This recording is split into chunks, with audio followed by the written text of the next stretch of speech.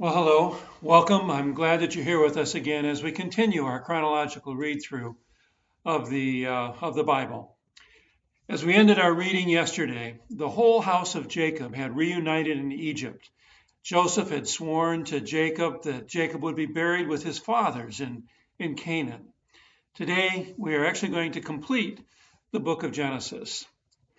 Chapter 48, the start of your reading today, tells of Jacob adopting as heirs Joseph's first two sons and blessing them, placing the second born before the first, as had been the case between Jacob and Esau, Jacob himself and Esau. This adoption is going to be important to remember when the promised land gets divided up among the tribes of Israel under Joshua. We also receive here indications that the prominence of Jacob's first two sons, Reuben and Simeon, is being transferred to Ephraim and Manasseh, and that Rachel will now be credited with four sons rather than two. This is the last of multiple instances where God favored the younger over the older in Genesis. Abel's sacrifice was favored over Cain's. Of course, Jacob over Esau are two that come most quickly to mind. Jacob then calls his sons together so that he can bless them. Nearly all of chapter 49 is dedicated to that blessing. Actually, nearly half of that space is dedicated to the blessings of Joseph and Judah. Though Reuben receives honor as Jacob's firstborn, he loses his position of preeminence and leadership because of his adultery. Indeed, the only time members of Reuben's tribe lead anything is in a rebellion against the authority of Moses. From there, the tribe of Reuben just kind of fades off into history. Jacob recalls Simeon and Levi slaying the Shechemites, and he denies any complicity of his own in that event. He curses their anger, which leads to their tribes being spread out throughout Israel. We see this in the Levites, for the Levites are assigned 48 different cities throughout the promised land.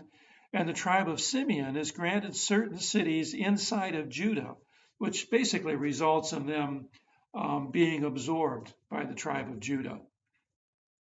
Jacob prophesies a role of permanent leadership for the tribe of Judah, including references that are attributed to the Messiah in the process of this. Of course, King David and Jesus himself come from the line of Judah. While there are interesting details in the blessings given to Zebulun, Issachar, Dan, Gad, Asher, Naphtali, we're going to bypass those for the sake of time here. Move on to Joseph. Jacob's address to Joseph is the longest of all. Joseph's fruitfulness is proclaimed. The difficulties that Joseph had to endure and the blessings he received through those difficulties are recounted. And then great blessing is promised to Joseph for the future, blessings that are reiterated again later on by Moses. And then finally, Benjamin. Benjamin's addressed as fierce like a wolf. And indeed, warriors from the tribe of Benjamin will be known for their exploits and bravery, as well as their skill as left-handed slingers. Having completed his blessings and prophecy, Jacob again gives instruction that he be buried with his family and fathers in the field in the cave that Abraham bought from the Hittites.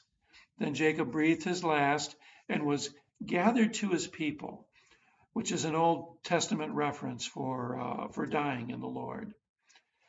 Chapter 30 covers the time from Jacob's death to Joseph's death. Joseph is now the leader of the family. He has Jacob embalmed and receives permission from Pharaoh to take his father to be buried as his father had requested in the land of Canaan. Pharaoh blesses their endeavor, and actually a great crowd of Egyptians makes the journey as well. It's clear on this journey to Canaan that from Egypt that there's no intention for Joseph and his family to stay there because they've left behind their children and their livestock. The time will come when actually Pharaoh requests that they leave behind their women and children and livestock, and they of course refuse to do that. Things will obviously change dramatically between now and then. Since Jacob is gone, Joseph's brothers now fear that Joseph will exact revenge on them for what they had done so long ago to him. Joseph's brothers invoke Jacob in their plea for peace. They come to Joseph and they bow down to him, actually, just as Joseph had dreamed, and they offer themselves to him as slaves. But Joseph's words are conciliatory, they're forgiving.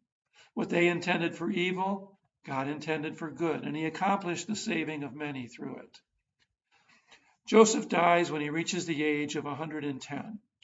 At least a few of his brothers are still alive because he makes them promise to take him back to Canaan, where God visits when God visits them and takes them to their land.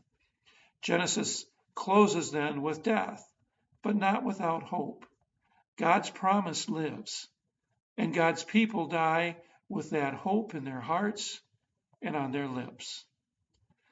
May God be with you now and bless you. Again, I pray that your reading is edifying, and we will join together again. Tomorrow.